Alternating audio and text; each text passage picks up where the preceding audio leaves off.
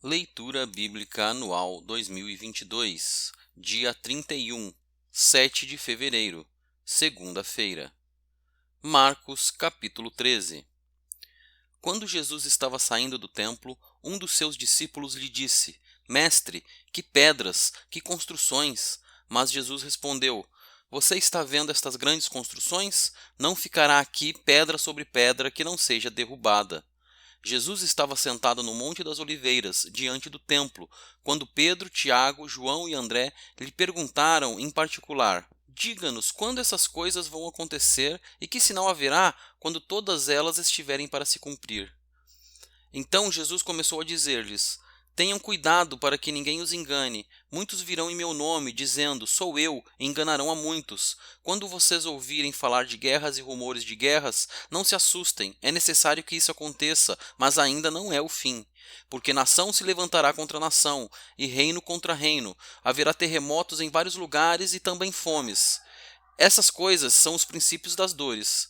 Estejam de sobreaviso, porque as pessoas os entregarão aos tribunais e às sinagogas. Vocês serão açoitados e, por minha causa, serão levados à presença de governadores e reis para lhes servir de testemunho. Mas é necessário que primeiro o evangelho seja pregado a todas as nações. Quando, pois, levarem vocês para os entregar, não se preocupem com o que irão dizer, mas digam o que lhes for concedido naquela hora, porque não são vocês que estão falando, mas o Espírito Santo. Um irmão entregará à morte outro irmão, e o pai entregará o filho. Haverá filhos que se levantarão contra os seus pais e os matarão. Todos odiarão vocês por causa do meu nome. Aquele, porém, que ficar firme até o fim, esse será salvo. Quando, pois, vocês virem o abominável da desolação, situado onde não deve estar, quem lê entenda, então os que estiverem na Judéia fujam para os montes. Quem estiver no terraço, não desça nem entre para tirar de casa alguma coisa. E quem estiver no campo, não volte atrás para buscar a sua capa. Ai das que estiverem grávidas e das que amamentarem naqueles dias. Orem para que isso não aconteça no inverno, porque aqueles dias serão de tamanha tribulação, como nunca houve desde o princípio do mundo criado por Deus até agora e nunca jamais haverá. Se o Senhor não tivesse abreviado aqueles dias, ninguém seria salvo, mas, por causa dos eleitos que ele escolheu, Deus abreviou tais dias. Então, se alguém disser a vocês: Olhem, aqui está o Cristo, ou olhem, ali está ele, não acreditem, porque surgirão falsos cristos e falsos profetas operando sinais e prodígios, para enganar, se possível, os próprios eleitos. Estejam de sobreaviso, tudo isso tenho predito a vocês. Mas, naqueles dias, após a referida tribulação, o sol escurecerá, a lua não dará sua claridade, as estrelas cairão do firmamento, e os poderes dos céus serão abalados. Então verão o Filho do Homem vindo nas nuvens, com grande poder e glória. E então ele enviará os anjos e reunirá os seus escolhidos dos quatro ventos, da extremidade da terra até a extremidade do céu. Aprendam, pois, a parábola da figueira. Quando já os seus ramos se renovam e as folhas brotam, vocês sabem que o verão está próximo. Assim também vocês, quando virem acontecer essas coisas, saibam que está próximo, às portas. Em verdade lhes digo que não passará esta geração sem que tudo isto aconteça. Passará o céu e a terra, porém as minhas palavras não passarão. Mas a respeito daquele dia ou da hora ninguém sabe, nem os anjos no céu, nem o Filho, senão o Pai. Estejam de sobreaviso e vigiem, porque vocês não sabem quando será o tempo. É como um homem que, ausentando-se do país, deixa a sua casa, dá autoridade aos seus servos, a cada um a sua obrigação, e ao porteiro ordena que vigie. Portanto, vigiem, porque vocês não sabem quando virá o dono da casa, se à tarde, se à noite, se ao cantar do galo, se pela manhã, para que, vindo ele inesperadamente, não encontre vocês dormindo. O que, porém, digo a vocês, digo a todos: vigiem. Mateus, capítulo 24. Jesus saiu do templo e, enquanto caminhava, os seus discípulos se aproximaram para lhe mostrar as construções do templo. Ele, porém, lhes disse: Vocês estão vendo todas essas coisas? Em verdade lhes digo que não ficará aqui pedra sobre pedra que não seja derrubada. Jesus estava sentado no Monte das Oliveiras, quando os discípulos se aproximaram dele e, em particular, lhe pediram: Diga-nos quando essas coisas vão acontecer e que sinal haverá da sua vinda e do fim dos tempos. E Jesus respondeu: Tenham cuidado para que ninguém os engane, porque muitos virão em meu nome dizendo: Eu sou o Cristo, e enganarão a muitos. E vocês ouvirão falar de guerras e rumores de guerras. Fiquem atentos e não se assustem, porque é necessário que isso aconteça, mas ainda não é o fim. Porque nação se levantará contra nação e reino contra reino. Haverá fomes e terremotos em vários lugares, porém todas essas coisas são o princípio das dores. Vocês serão entregues para serem maltratados e eles os matarão. Vocês serão odiados por todas as nações por causa do meu nome. Nesse tempo, muitos hão de se escandalizar, trair e odiar uns aos outros. Muitos falsos profetas se levantarão e enganarão a muitos, e, por se multiplicar a maldade, o amor de muitos se esfriará. Aquele, porém, que ficar firme até o fim, esse será salvo, e será pregado este evangelho do reino por todo o mundo, para testemunho a todas as nações, então virá o fim. Quando, pois, vocês virem, situado no lugar santo, o abominável da desolação, de que falou o profeta Daniel, quem lê entenda, então os que estiverem na Judéia fujam para os montes. Quem estiver no terraço não desça para tirar de casa alguma coisa, e quem estiver no campo não volte atrás para buscar a sua capa. Ai das que estiverem grávidas e das que amamentarem naqueles dias. Orem para que a fuga de vocês não aconteça no inverno nem no sábado, porque nesse tempo haverá grande tribulação, como nunca houve desde o princípio do mundo até agora e nunca jamais haverá. Não tivessem aqueles dias sido abreviados, ninguém seria salvo, mas por causa dos escolhidos, tais dias serão abreviados. Então, se alguém disser a vocês: Olhem, aqui está o Cristo, ou ali está ele, não acreditem, porque surgirão falsos cristos e falsos profetas, operando grandes sinais e prodígios para enganar, se possível, os próprios eleitos. Eis que tenho predito isso a vocês. Portanto, se disserem a vocês: Eis que ele está no deserto, não vão lá. Ou se disserem: Eis que ele está no interior da casa, não acreditem, porque, assim como o relâmpago sai do oriente e brilha até o ocidente, assim será a vinda do Filho do Homem. Onde estiver o cadáver, aí se ajuntarão os abutres. Logo em seguida, a tribulação daqueles dias, o sol escurecerá, a lua não dará sua claridade, as estrelas cairão do firmamento e os poderes dos céus serão abalados. Então aparecerá no céu o sinal do Filho do Homem. Todos os povos da terra se lamentarão e verão o Filho do Homem vindo sobre as nuvens do céu, com poder e grande glória. E ele enviará os seus anjos com grande som de trombeta, os quais reunirão os seus escolhidos dos quatro ventos, de uma a outra extremidade dos céus. Aprendam a parábola da figueira. Quando já os seus ramos se renovam e as folhas brotam, vocês sabem que o verão está próximo. Assim também vocês, quando virem todas estas coisas, saibam que está próximo às portas. Em verdade lhes digo que não passará esta geração sem que tudo isto aconteça. Passará o céu e a terra, porém as minhas palavras não passarão. Mas, a respeito daquele dia e hora, ninguém sabe, nem os anjos dos céus, nem o Filho, senão o Pai. Pois assim como foi nos dias de Noé, assim será também a vinda do Filho do Homem. Pois assim como nos dias anteriores ao dilúvio comiam e bebiam, casavam e davam-se em casamento, até o dia em que Noé entrou na arca e não o perceberam, até que veio o dilúvio e os levou a todos, assim será também a vinda do Filho do Homem. Então, dois estarão no campo, um será levado e o outro será deixado. Duas mulheres estarão trabalhando num moinho, uma será levada e a outra será deixada. Portanto, vigiem, porque vocês não sabem em que dia virá o Senhor de vocês. Porém, considerem isto: se o pai de família soubesse a que hora viria o ladrão, vigiaria e não deixaria que a sua casa fosse arrombada. Por isso, estejam também vocês preparados, porque o Filho do Homem virá a hora em que vocês menos esperam. Quem é, pois, o servo fiel e prudente, a quem o Senhor deixou encarregado dos demais servos para lhes dar o sustento a seu tempo? Bem-aventurado aquele servo, a quem seu senhor, quando vier, achar fazendo assim. Em verdade lhes digo, que lhe confiará todos os seus bens. Mas o que acontecerá se aquele servo, sendo mau, disser consigo mesmo: Meu senhor demora para vir, e começar a espancar os seus companheiros e a comer e beber com os bêbados? Virá o senhor daquele servo em dia em que não o espera e em hora que não sabe, e irá aplicar-lhe um castigo severo, condenando-o com os hipócritas. Ali haverá choro e ranger de dentes. Mateus capítulo 25. Então o reino dos céus será semelhante a 10 virgens que, pegando as suas lamparinas, saíram a encontrar-se com o noivo. 5 delas eram imprudentes e 5 prudentes. As imprudentes, ao pegar as suas lamparinas, não levaram óleo consigo, mas as prudentes, além das lamparinas, levaram óleo nas vasilhas. E, como o noivo estava demorando, todas ficaram sonolentas e adormeceram. Mas, à meia-noite, ouviu-se um grito: Eis o noivo, saiam ao encontro dele. Então todas aquelas virgens se levantaram e prepararam as suas lamparinas. E as imprudentes disseram às prudentes: Deem a nós um pouco de óleo que vocês trouxeram, porque as nossas lamparinas estão se apagando. Mas as prudentes responderam: Não, porque então vai faltar tanto para nós como para vocês. Vão aos que os vendem e comprem óleo para vocês.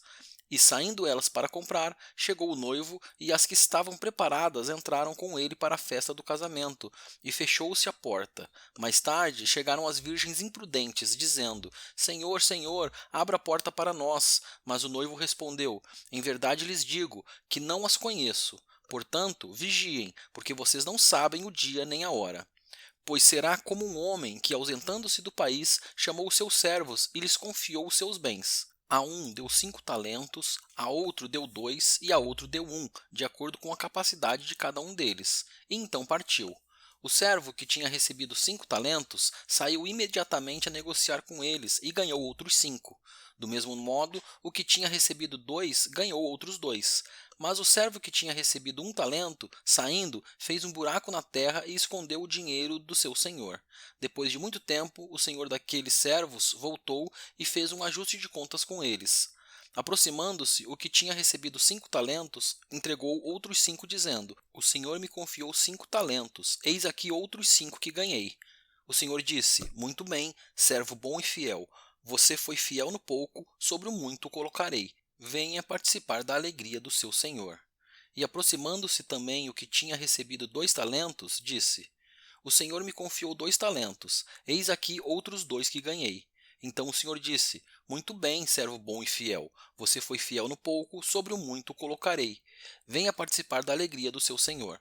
Chegando por fim, o que tinha recebido 1 talento disse: Sabendo que o Senhor é um homem severo, que colhe onde não plantou e ajunta onde não espalhou, fiquei com medo e escondi o seu talento na terra. Aqui está o que é seu. Mas o Senhor respondeu: Servo mau e preguiçoso, você sabia que eu colho onde não plantei e ajunto onde não espalhei?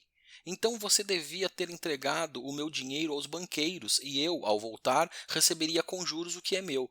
Portanto, tirem dele o talento e deem ao que tem 10, porque a todo o que tem mais será dado, e terá em abundância, mas ao que não tem, até o que tem lhe será tirado.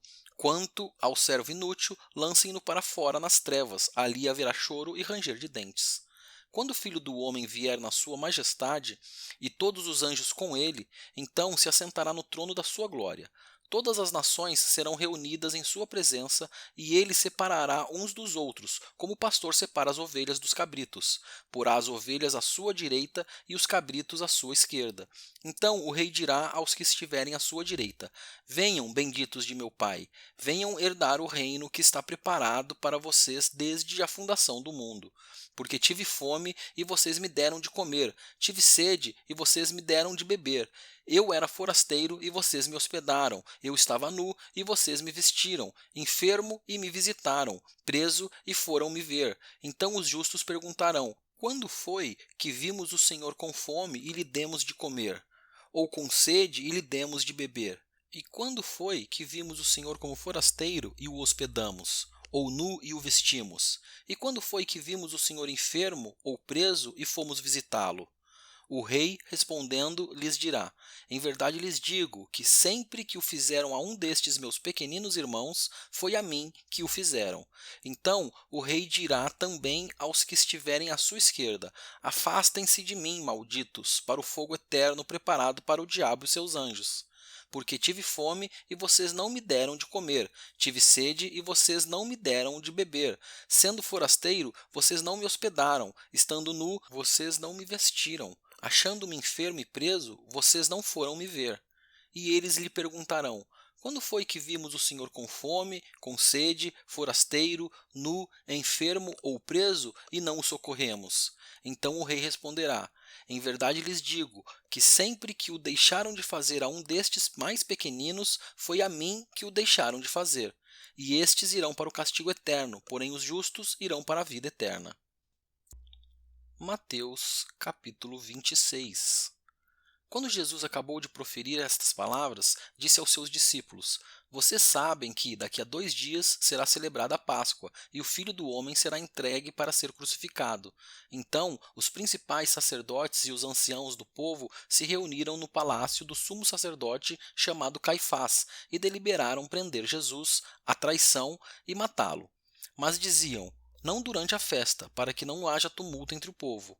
Quando Jesus estava em Betânia, na casa de Simão, o leproso, aproximou-se dele uma mulher trazendo um frasco feito de alabastro com um perfume precioso que ela derramou sobre a cabeça de Jesus, estando ele à mesa.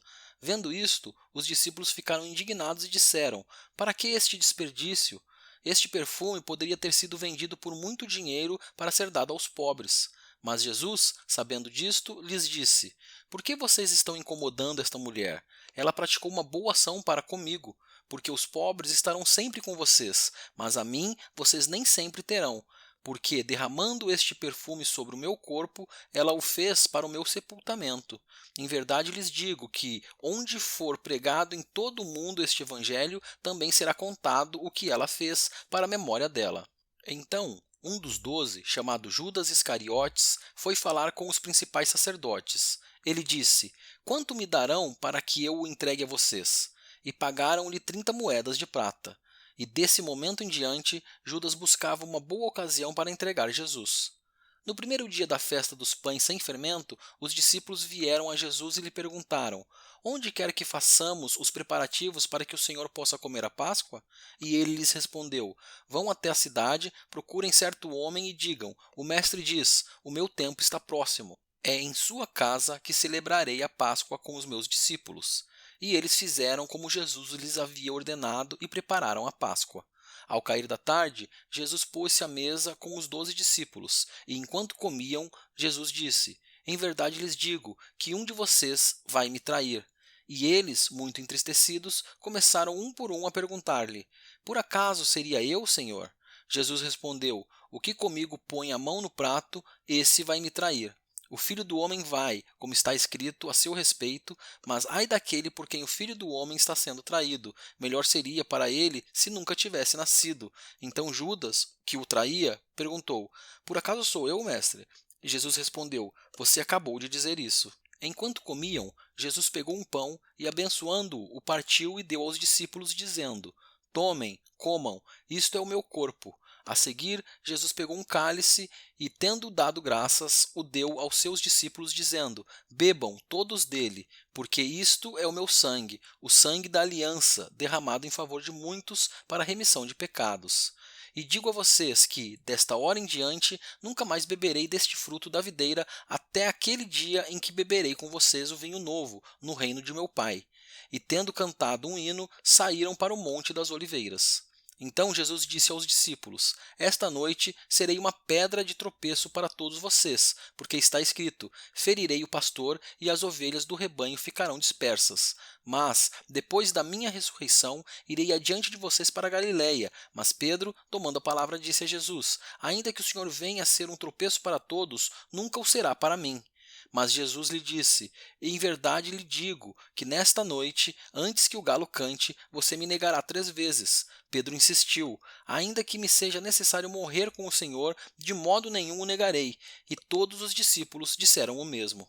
Em seguida, Jesus foi com eles a um lugar chamado Getsêmani e disse aos discípulos: Sentem-se aqui enquanto eu vou ali orar.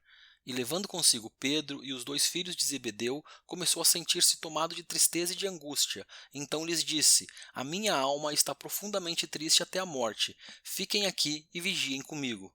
E adiantando-se um pouco, prostrou-se sobre o seu rosto, orando e dizendo: Meu Pai, se é possível, que passe de mim este cálice. Contudo, não seja como eu quero, e sim como tu queres. E voltando para os discípulos, achou-os dormindo, e disse a Pedro: Então nem uma hora vocês puderam vigiar comigo? Vigiem e orem para que não caiam em tentação. O espírito, na verdade, está pronto, mas a carne é fraca. Retirando-se pela segunda vez, orou de novo, dizendo: Meu Pai, se não é possível que este cálice passe de mim sem que eu o beba, faça-se a tua vontade. E, voltando, achou-os outra vez dormindo, porque os olhos deles estavam pesados. Deixando-os novamente, foi orar pela terceira vez, repetindo as mesmas palavras. Então voltou para os discípulos e lhes disse: Vocês ainda estão dormindo e descansando. Eis que é chegada a hora e o Filho do Homem está sendo entregue nas mãos de pecadores. Levantem-se, vamos embora. Eis que o traidor se aproxima. E enquanto Jesus ainda falava, eis que chegou Judas, um dos 12, e com ele grande multidão com espadas e porretes, vinda da parte dos principais sacerdotes e dos anciãos do povo. Ora, o traidor tinha dado a eles um sinal: aquele que eu beijar é esse, prendam-no. E logo aproximando-se de Jesus, Judas disse: Salve, mestre, e o beijou. Jesus, porém, lhe disse: Amigo, o que você veio fazer? Nisto, aproximando-se eles, agarraram Jesus e o prenderam. E eis que um dos que estavam com Jesus, estendendo a mão, sacou da espada e, golpeando o servo do sumo sacerdote, cortou-lhe a orelha.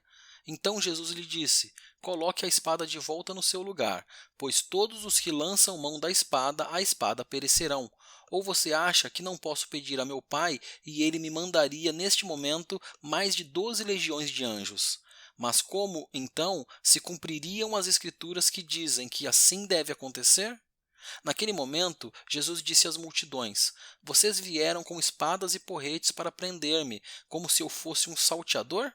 Todos os dias no templo eu me assentava ensinando, e vocês não me prenderam. Tudo isto, porém, aconteceu para que se cumprissem as Escrituras dos profetas. Então todos os discípulos o deixaram e fugiram. E os que prenderam Jesus o levaram à casa de Caifás, o sumo sacerdote, onde se haviam reunido os escribas e os anciãos. Pedro o seguia de longe até o pátio do sumo sacerdote. E, tendo entrado, assentou-se entre os servos para ver como aquilo ia terminar. E os principais sacerdotes e todo o sinédrio procuravam algum testemunho falso contra Jesus, a fim de o condenarem à morte. E não acharam, apesar de terem sido apresentadas muitas testemunhas falsas. Mas, afinal, compareceram duas afirmando: Este disse: Posso destruir o santuário de Deus e reconstruí-lo em 3 dias. E levantando-se o sumo sacerdote, perguntou a Jesus: Você não diz nada em resposta ao que estes depõem contra você?